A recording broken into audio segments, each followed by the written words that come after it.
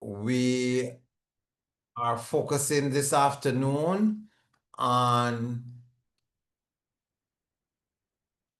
using learning science principles to improve your teaching. We are delighted that you could have joined us, and we look forward to a robust discussion in this webinar on using learning science principles in our teaching endeavors. My name is Mervyn Chisholm, and I am the coordinator for the Center for Excellence in Teaching and Learning, and I will be facilitating this webinar this afternoon. I see we have about 10 or so persons in this webinar thus far, and I believe others are on their way. When we come together like this at the CETL, once we can accommodate it, we do try to identify who we are and to see where in the university we're coming from. So in the next 2 or 3 minutes, can we just introduce ourselves? I've started the whole process. Perhaps you want to tell us where you're from, the department, and what you teach here at UWI, or if you come from another institution, sometimes our colleagues from other institutions join us, and we're always happy to have them. So welcome to one and all, and I'm just ask you to just quickly, in 30 seconds, introduce yourself. So open your mic and just go right ahead. Who will be the first to go? Good afternoon. I'm Sharon McKenzie. I'm from the Faculty of Social Sciences, Social Work Unit. Good, thank you, Sharon.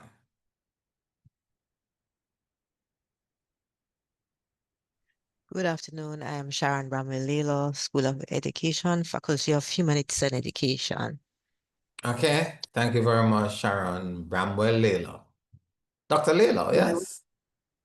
Karen with our Mona Aging and Wellness Center. Kerry, okay. I'm sorry, from Mona? Mona Aging and Wellness Center. Oh, Aging and Wellness. Okay, thank you very much.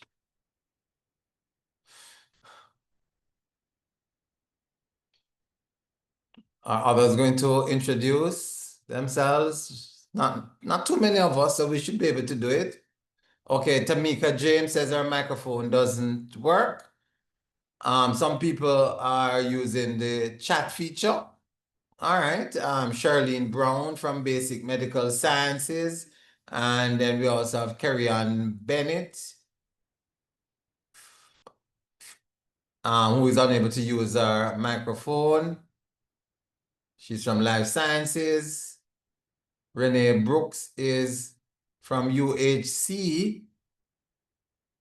I'm not so sure what UHC is, though. If you could tell us what UHC is. Shakira Ferran is from Basic Medical Sciences. Oh, thank you. Oh, God. University Health Center. How could I not decipher that? Thank you, Dr. Brooks, and Tamika James Green from the physiology section of Basic Medical Sciences. All right, so some people prefer to write. Okay, Dr. Charlene Brown, I have the flu and my voice is... Charlene, I'm so sorry to hear that. Dr. Charlene Brown is a long-time supporter of CET. Long time we haven't seen you, Charlene, but we know you're a long-time supporter of CETL. Good to have you all, colleagues, and let's get to it.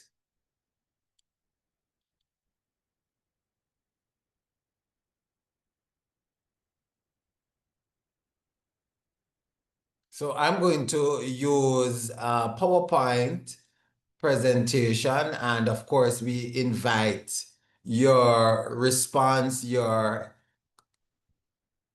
interjections from time to time. I will ask some questions and I'm going to ask for responses, and I would encourage all of us to try to respond. It's an interactive session. All right, so we have two objectives this afternoon. We want to know what the learning sciences are, and then we want to talk about define and describe the learning sciences, and we will talk about this new field within education and what it is. What is this field about? And then how can we use the learning sciences to improve our teaching and learning? But we're going to start off by getting highly engaged right away. So I'm sharing with you a vignette from life, a case, and this come from medical sciences. And if you're able to see my screen properly, I will just ask you to read it, and then I'll move to screen 2. And there are some questions there which I'll invite us to talk about. So I'll give you a minute or 2 minutes to read the screen, and then we can talk about the questions or respond to the questions.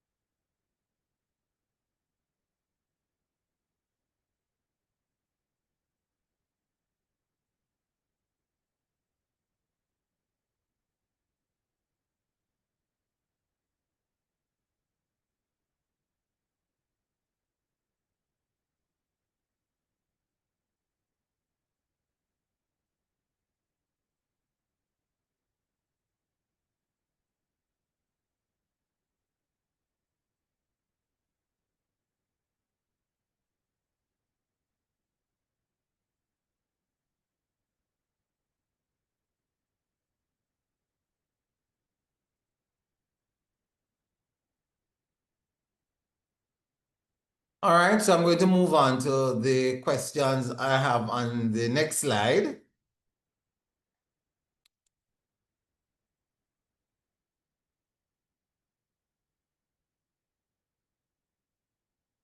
All right, so there are really 2 questions, and I say use your Zoom, to respond. And we will only be able to take, or if persons want, there are some persons who can't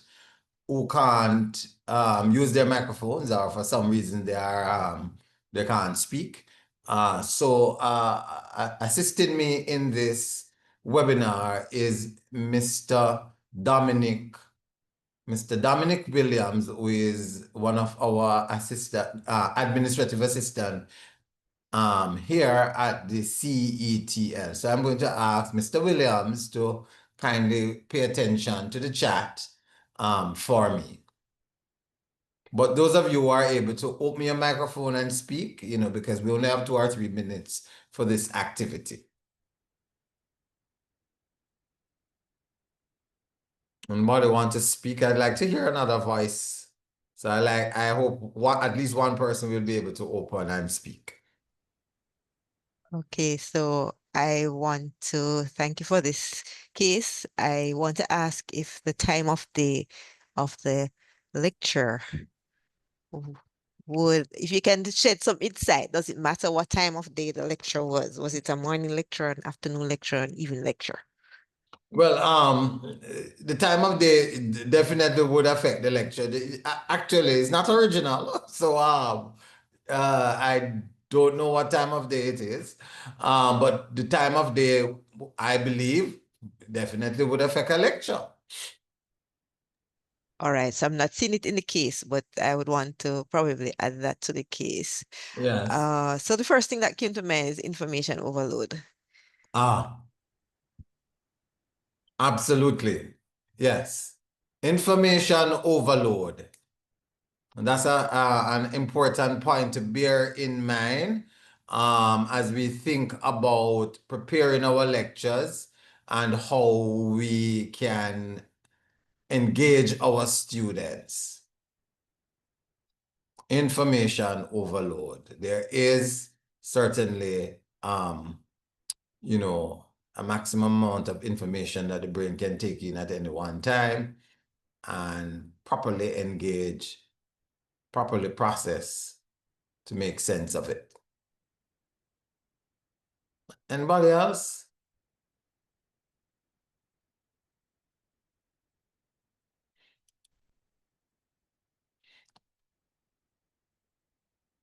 All right, so we will come back to some of these things as we talk about that. So we will bear that in mind, you know, the information overload and the importance of engaging students with manageable chunks of information and breaks and so on. One of the things that we certainly have noticed over the last 30 or 40 years is that people have been talking about cognitive sciences or learning sciences, and they talk about it as an interdisciplinary field.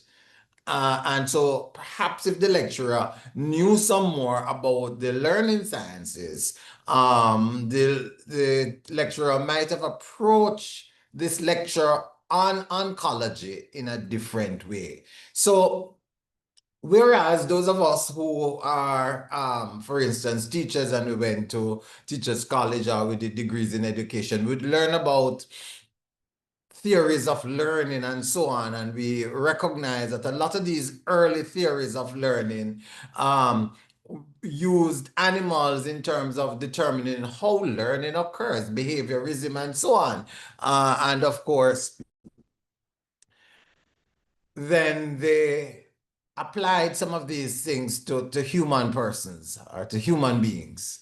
The learning sciences now is, you know, tend to pull from a number of fields of study to understand what we call learning and how people learn and how they do so in effective ways. And so learning is investigated in all areas of life, you know, in schools, in churches, in museums, and so on, everywhere, homes, everywhere people can learn.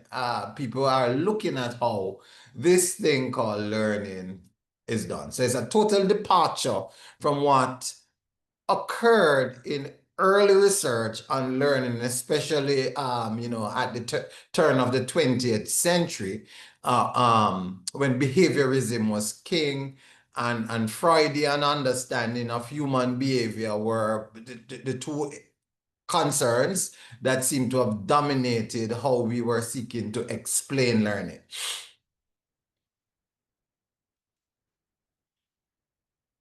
So they have pulled a lot of information from the research that they have done on the learning sciences. And so it has emerged as a field. It is really pulling from all of these areas that we just mentioned. And today it's a respected field of studies by itself, with conferences and journals and so on.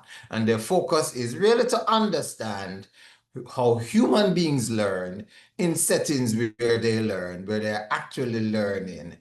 So the process continues, and you know, and I think later on this month, I will be doing a workshop on 8 research-based principles for smart teaching. Again, these are principles pulled from the science of learning. We can use these principles to impact our work as teachers. So one of the things that a number of people within the learning sciences have been talking about is, what do we really do in the classroom?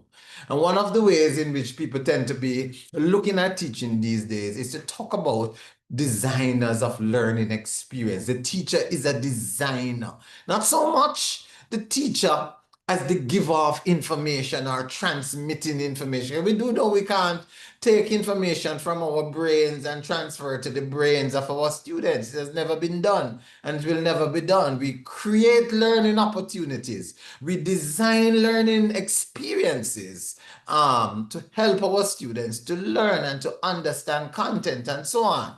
And we can do a number of things in our classrooms to create pathways so that the information might be processed in the brain and so on. And Sharon just mentioned the fact that in the little vignette from Life or the little case, it seems as if too much information was in those slides. And unfortunately, we do that sometimes when we are engaged, especially in lecture. And teachers sometimes say to me, well, I've heard it's been said here in this university, that sometimes they put a lot of information on the slide because that's the only way they can get our students to read it. They're not reading the text. You give handouts, you make references to even websites and so on, and they do not read. And so when you put it on a PowerPoint slide, when you put the content on a PowerPoint slide, it forces them to read it. And teachers have said that they actually read them because they feel this is important and this is perhaps going to come on the test or the exam, and so they will read. It's not perhaps the best approach to designing a learning experience, but for students, because information overload. But of course, a lot of times you're giving the slides to the students. And so the thinking is that they can review these slides at their leisure and perhaps not in one go, but piece by piece by piece. And so I suspect with that kind of understanding, the whole notion of information overload might be diluted. It might not be, since the student will have an opportunity to look at this massive amount of information in timely ways or piece by piece when they can actually utilize it and process it bit by bit. But certainly within the context of a delivered lecture, we can put in a lecture in an hour or 2 hours far too much information that they cannot readily process, and that might indeed turn them off. And unfortunately, very little, if any, learning occurs. So as teachers, we always need to remember that basically we want to be as student-centered and as learning-oriented as possible. And one of the things that come out of the learning science is with this whole principle, with using various principles. One of them is that we should not overload our students with information. Another one is that we want our students to be active and engaged even within a lecture. And the learning sciences tell us that students who are engaged are actually talking back to you. So you're giving a lecture, and the brighter students are what they call the more academically minded students. Their brains are engaged in the lecture, and as you speak and as the content is delivered, they are interacting with the content in their minds. So a lecture, a student who behaves like that is actively engaged with the content, but that is not true for all students. And so there are some recommendations for activity, for engagement in a lecture. So the interactive lecture, and an interactive lecture is more than just asking a few questions, because we all know as lecturers, we all know as teachers, that in a lecture, especially in a big class, you ask a few questions at the end of the lecture, and many times it's the same set of students who are answering the questions. And so to what extent are you helping our students to become engaged? Is the same number of students, the same people, same time, every time, and so on. We can do more to engage our students, or we should attempt to do more to engage our students within the context of a lecture. We do know that the lecture will have to be utilized, especially in our large classes. I know several persons are here from faculties who have, large undergraduate classes, 100, 200 students, perhaps even more than that. So an interactive lecture might be what we need in our classes. So the lecture is broken into 8 to 10 minute segments. And a few years ago, we had a colleague here from a university I think in California, I can't remember the name of the university now, who referred us to the concept of the interactive lecture being broken into what she called bookends, interleaves, and overlays. I have a little, a one pager, I think, just perhaps about one page. I'm going to ask Mr. Williams, who is the administrative assistant, to put it in the chat, and you can download it as he puts it in the chat and look at it in your time. Bookends, as a lecture. So you do a lecture for 10 to 12 minutes, and you have an activity. For instance, 3 to 4 minutes, you turn to a partner to discuss an aspect of what was said in the lecture. You tell the students what you want them to discuss. Of course, you will not get total engagement. Some students will not do it. If you have a lecture for 200 students, with 200 students, but you are creating opportunities for deeper levels of engagement, and perhaps one or two can report on that. 3 to 4 minute turn to partner, the person beside them. We are mindful of the fact that we're in lecture theaters. So it's just 3 to 4 minutes, and even when it might become a little loud, 3 to 4 minutes it will be manageable. And they talk about an aspect of the content that was just done, or something, a quiz or something of that nature. And then you go back to the lecture. So you're breaking the lecture for them to get an opportunity to process some of the information for themselves. Because sometimes you're there, you're waxing warm, a lecture is a highly performative activity and so on, and you consider yourself a good lecturer, you're well prepared and so on, but the students are not really as engaged as you want them to do. Then you resume the lecture in another 10 to 12 minutes, and then you break again for another activity, especially engagement activities or activities that they can talk to process the information and help each other to process the information. And then you might want to continue, and you have another 5 to 6 minutes summary, and they can also be involved in that summary. Of course, this is just one approach that we can utilize, and by now you would have seen the handout that I just talked about, where Mr. William just put it in for us. So I hope you have been able to download it. How we can make the lecture more active and interactive.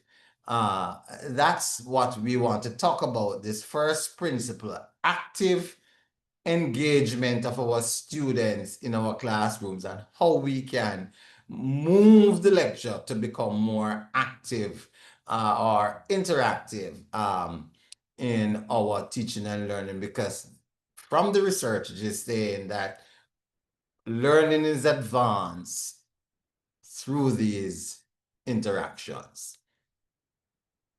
I want to talk about retrieval practices, which is one of the other principles that we are learning from the research that advances how our student learn? Can we help them to understand what is retrieval practice and how it is helpful in their studies and in their quest to do very well in your course?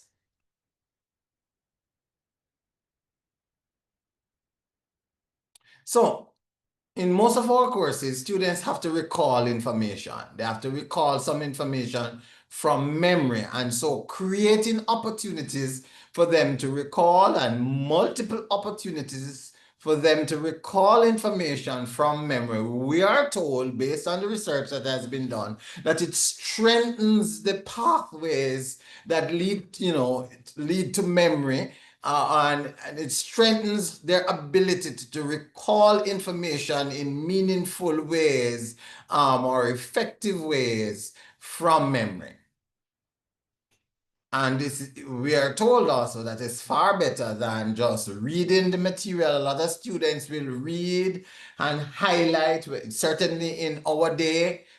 When I say our day, I go back far. So when I was in school, which is many, many years ago, and I'm talking now about high school, we used the highlighter and we read from the books and we would highlight and underline and highlight and underline.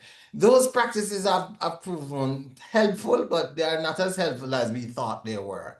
And the research on those kinds of practices have been done. People have done some research on them, and they are not as helpful as other practices that are being recommended for students to learn content in our courses.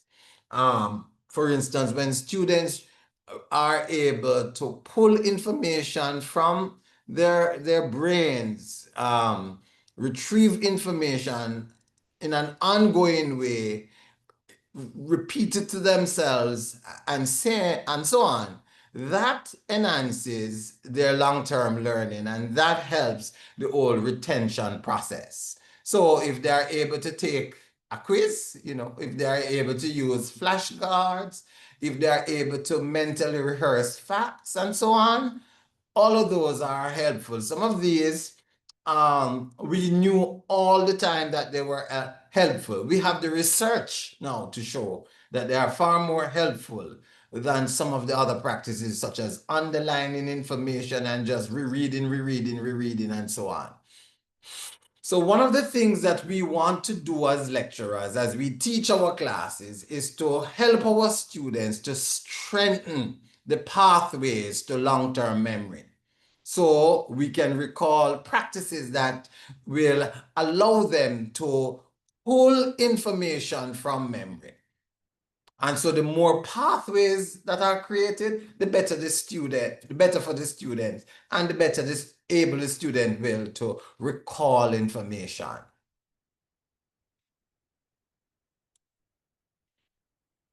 A number of retrieval practice activities are recommended in the literature. We mentioned quizzes already, practice quizzes, and an excellent opportunity is to use the VLE quiz feature for students to do some quizzes for themselves and strengthen the retrieval pathways. So you can create quizzes. These can be taken at the students' leisure to help them to determine where they are in terms of the overall content that is being learned. They can summarize. This is helpful. They can summarize the content orally or by word of mouth, or they can write the content. And as I said, we do know that some of these were very helpful practices. What we have advanced on is the fact that we have research that supports these practices. And there is a belief in some education circles that frequent testing is problematic. Certainly frequent high stakes testing might very well be, but frequent low-stakes testing, frequent low-stake assessment tasks that require students to practice and recall, and sometimes feedback can be provided. We know that frequent low-stakes testing can be very helpful. It strengthens learning, it strengthens the recall pathways that have been created in our students' brain. So, recall is an important aspect of how we can draw from the learning sciences. One of the principles that we can draw from the learning sciences to help our students to hopefully do better in our courses. All right, so we've talked about active engagement in our lectures. Activity, action, and interaction, interactive engagement. And some writers make a distinction between interaction and action. I'm kind of putting them together and conflating them in this presentation. There's also the notion of retrieval practice, which we have just talked about a little, and that can help to strengthen learning as it strengthens the pathways. And they will be able to recall information that have been transferred to long-term memory much better. There's also this whole notion of space practice, which is a continuation of the ideas that we have just advanced about retrieval practice. But certainly, the space practice is often referred to as what we spread out over time. So they have learned something 6 weeks ago in our class. We're not going to wait until the exams to touch base with that body of content. We perhaps want to ask the students to look at aspects of that content in terms of retrieving aspects of it as we engage in questioning, as we engage in strategies that will help them to recall material and concepts that were covered in the course previously. All of these are helping to strengthen their ability to recall information and process information and put it together. So we talk about space practice. It's really just going back to content that was covered perhaps weeks ago.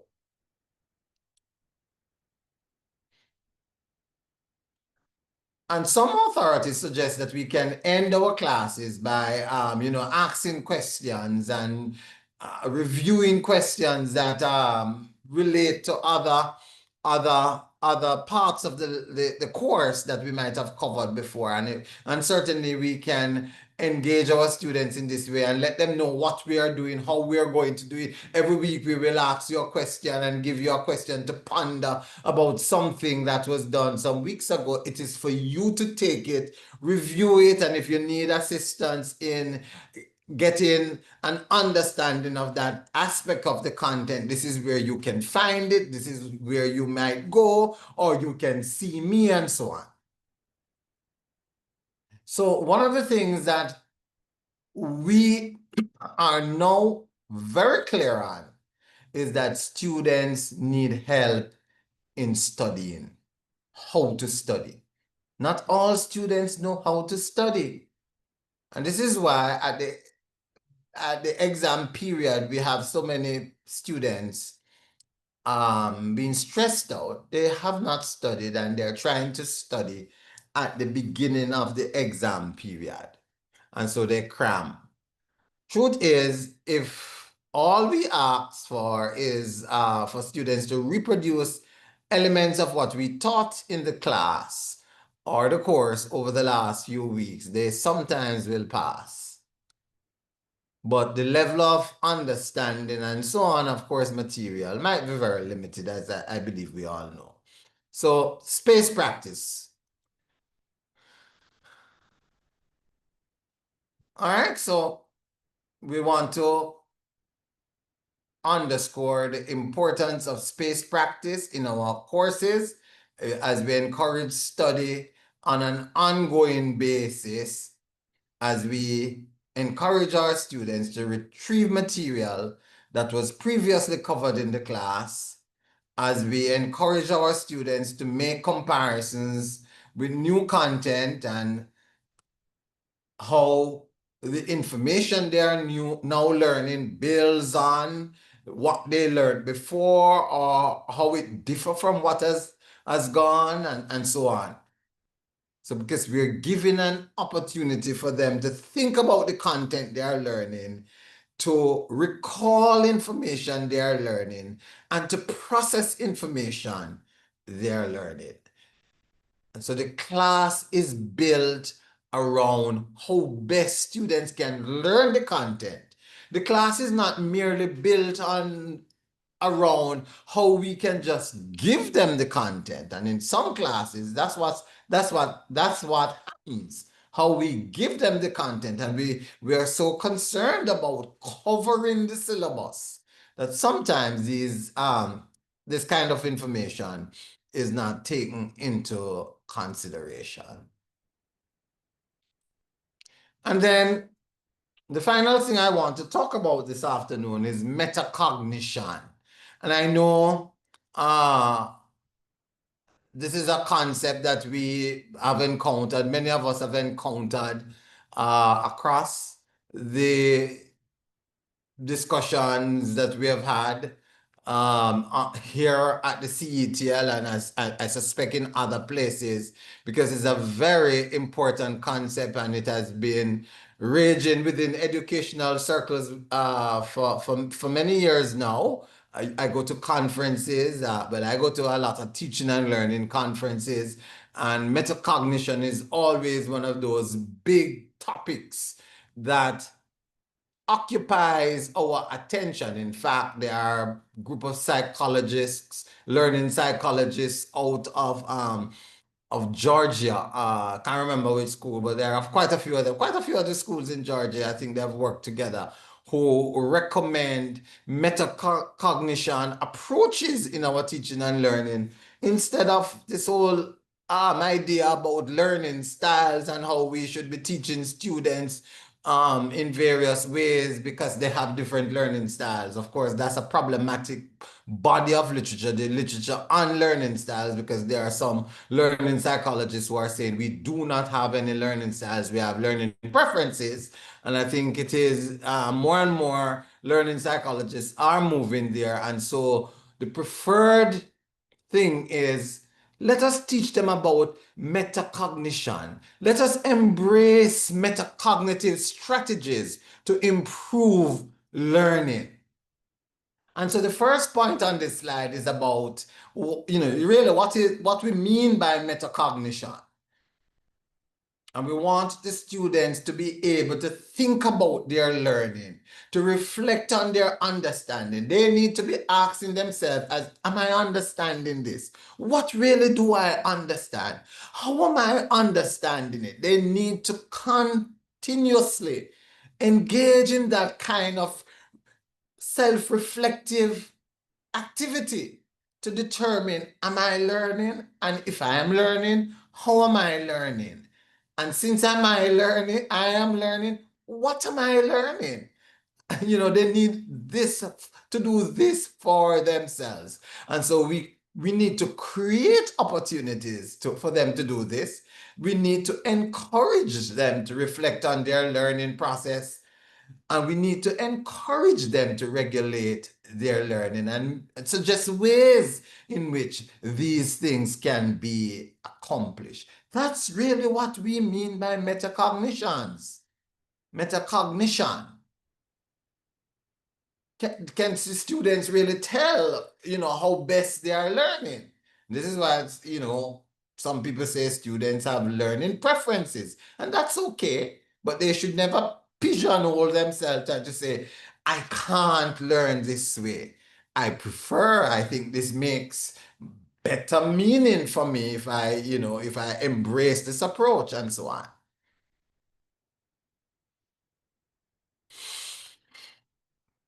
Okay, so some of the things that we might want to do to encourage metacognition in our classes, is ask our students to create a study schedule and stick to it. We talk about 1 minute paper, what do you remember from the class? Can you create or write a 1 minute paper about what came out of this lecture or this class? And can you reflect on it, or can you send it in so that I can evaluate it and talk to you about it? To what extent are you engaged in these classes? Can we collect exit tickets from students at the end of a lesson? And let us be mindful of this thing, that if we are not doing these kinds of things in our classes, then the students might not respond. And if we're going to introduce, say, exit tickets or 1 minute papers, then we have to help our students to understand what they are, why they should do it, how it is going to help them, how it is going to help us to help them better, and so on. So teaching is one of those professions that we can't make advances without the assistance and the support and the help and the cooperation of our students. And if the students say they don't want to learn and they're not learning something that we are teaching, they never learn. They will only learn if they're prepared to cooperate with us and work with us. So we have to, at all times, basically have to hold their hands and help them to understand why it is in their interest to do things like this. And with that, you're still not going to get 100%. But over time, you perhaps will get more students cooperating.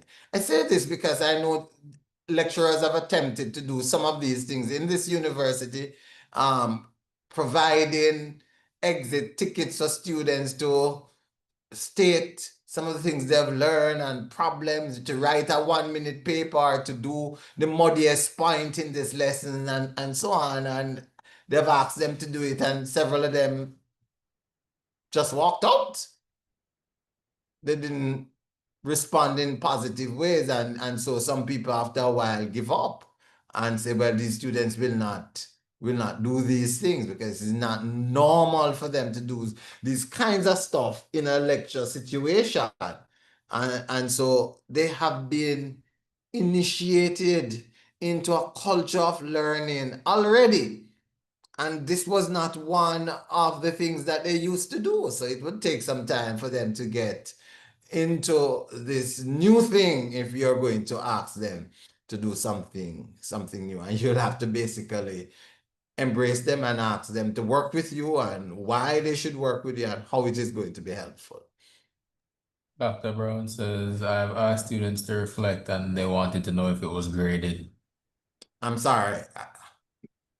Go again for me, Dominic. In the chat, Dr. Brown says, I have asked students to reflect and they wanted to know if it was graded.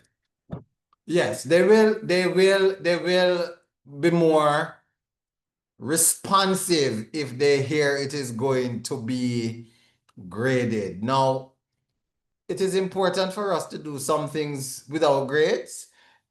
Some people do award some kind of grades or marks for these kinds of stuff. If, for instance, you have a participation grade in your class, these can be some of the things, that you could put towards the participation. Did they respond to the this reflective 1 minute paper that I asked them to do?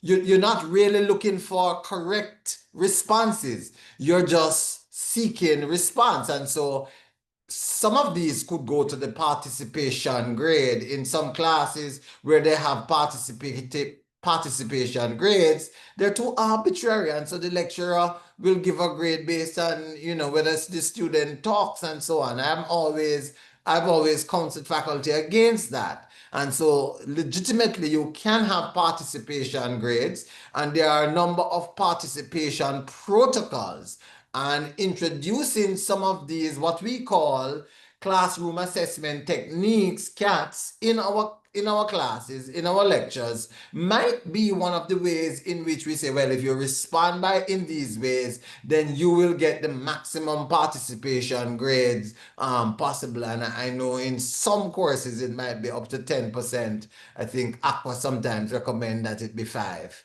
But yes, you can have a participation grade and do give the student the participation grade for things like this.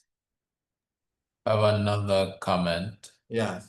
Dr. Brooks, I used to use the 3-2-1 strategy, and at first they were resistant, but eventually saw the value when a few brave ones stepped up. So it may take time, but there's value in it.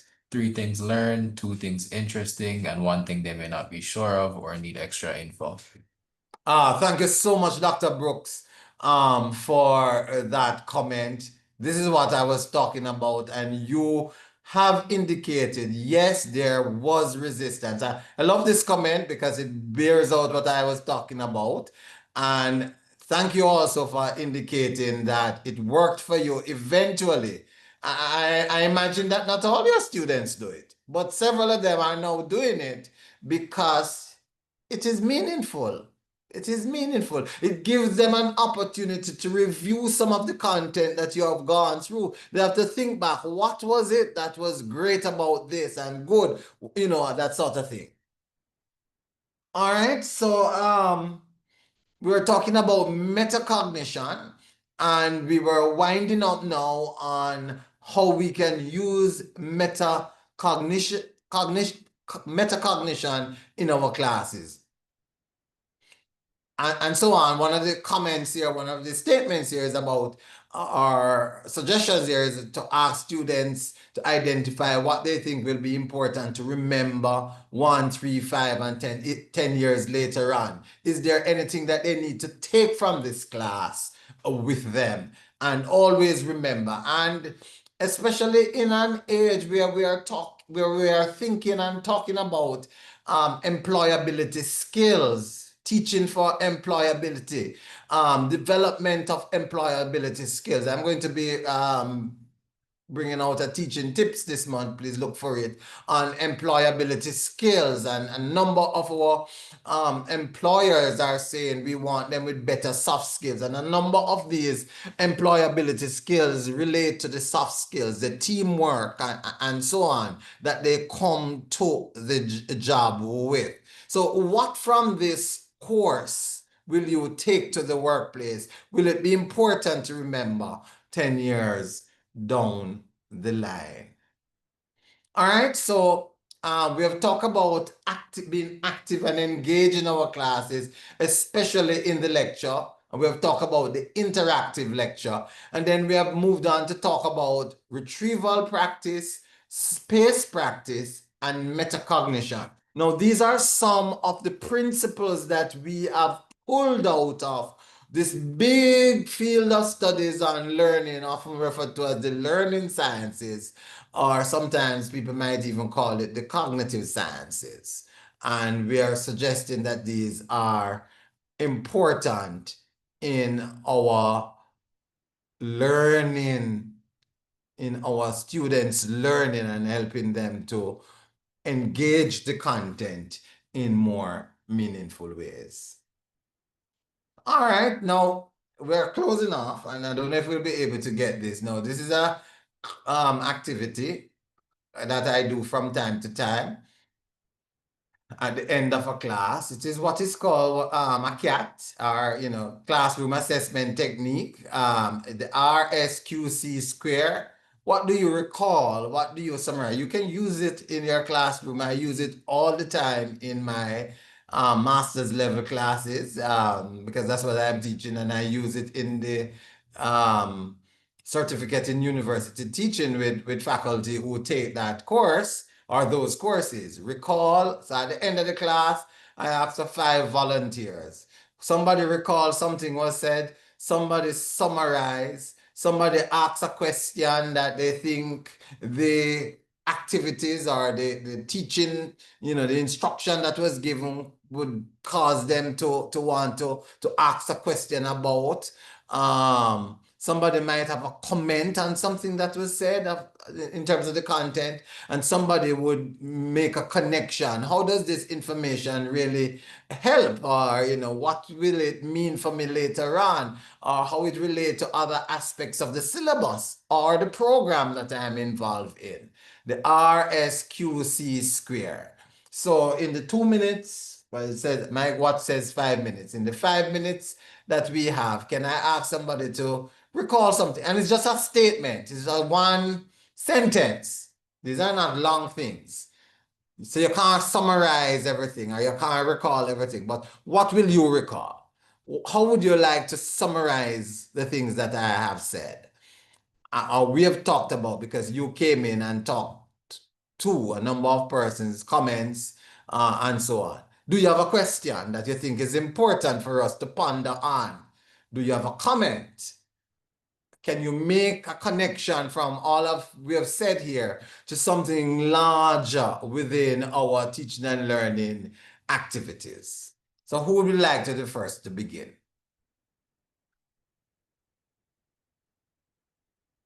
So Mr. Williams is watching the chat. So if you want to put it in the chat, he will tell us. And, we do like when people come in and we hear your voice in the webinar as well. Anybody? The RSQC square. A classroom assessment technique to recall what we have done in a class. It summarizes what we have done. It asks a question about the content we have been talking about. It creates an opportunity for us to make comments on the content. And it also creates an opportunity to make connection with other aspects of the syllabus, the course that we are learning, or the larger program that we are involved in, or something in the society that might be meaningful to make. All right. Can we get at least one comment before people go?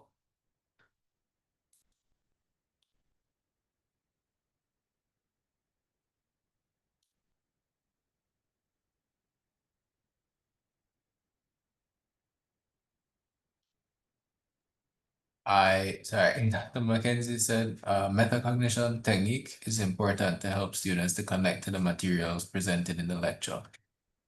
Okay. So all right, so we use that as recall.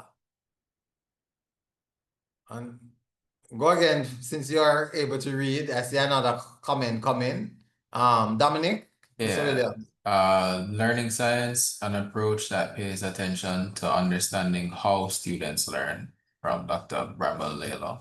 Yes. Okay. So thank you, Dr. Mackenzie and Dr. Bramwell Lelo.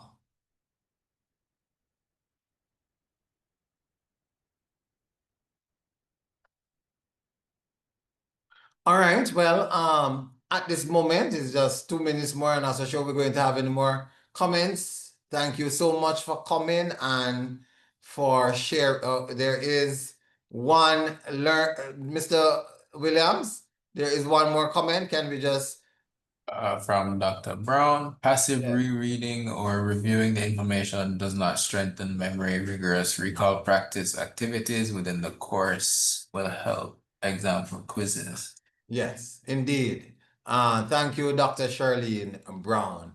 Colleagues, thank you so much for coming, and we look forward to seeing you next week when we have another session of this nature.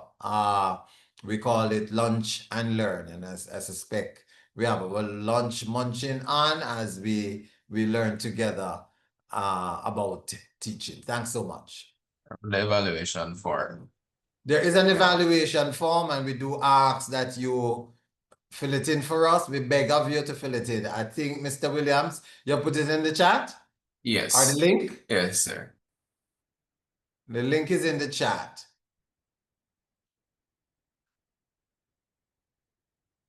Okay, so there is an evaluation form. It helps us when you say things that we can do to improve, or things that you are interested in too, that we can look at them in other sessions. Thank you very much.